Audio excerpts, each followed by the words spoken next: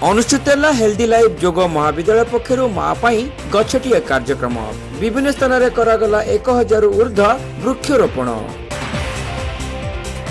Institute of nature cure and yogic science healthy life जोग महाविद्यालय पक्षर माँ गछटिए जरिए 1000 वृक्षरोपण एवं जनसचेतनता कार्यक्रम गोपालगाँ स्थित आयुष्मान कल्याण मंडप में अनुष्ठित हो जाइछि।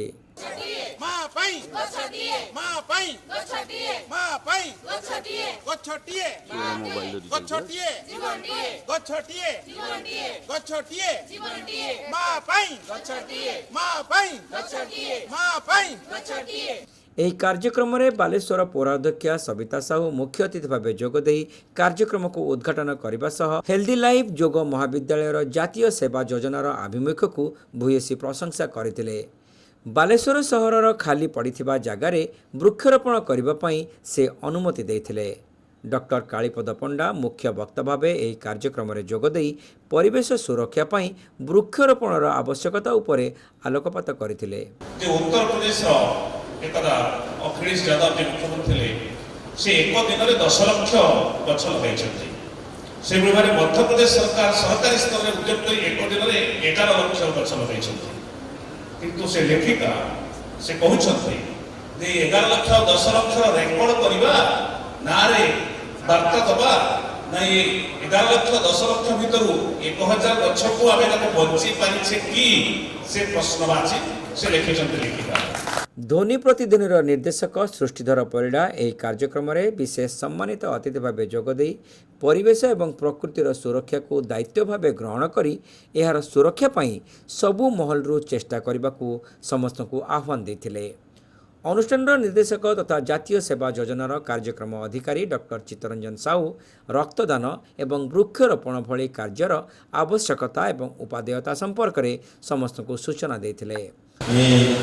माटी आज चाहूँगी गछ मनीष तेज से हेल्दी लाइफ योग महाविद्यालय एनएसएस यूनिट रे कार्यक्रम एनएसएस माध्यम लोक मान पाखे सेवा पहुँचवा अवेयरनेस करवा आमर लक्ष्य से भारत सरकार एनएसएस यूनिट आम कॉलेज को देते समस्त पाखे ये वार्ता पहुँचले लोक सचेतनता हेबे एनएसएस माध्यम लोक ये कथा को ग्रहण करेंगे ये कार्य सफल से आज ये वर्षा दिन में वर्षा होता समय गछ देले गछ बंचब आ गछ लगेवाई सचेतनता कले लोक मैंने किछिटा गछ भी निज बाड़ी में अनुष्ठान अध्यक्षा देवी अर्चना दास समाज सेवामूलक कार्य सह निजर लक्ष्य पथरे आगे जावाकू छात्र छात्री मानकू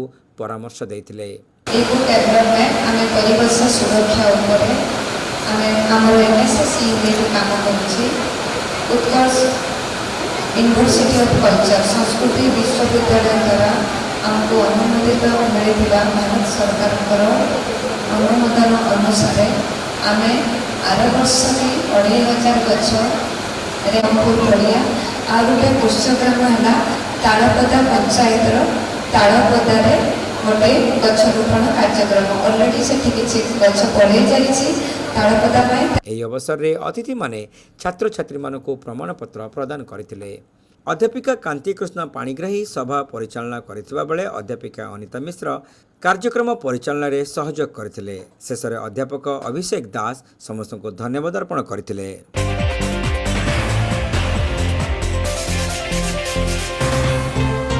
Saint college of nursing and paramedicals रे एडमिशन चली बीएससी नर्सिंग जीएनएम कोर्स पई जोगाजोग करंतु।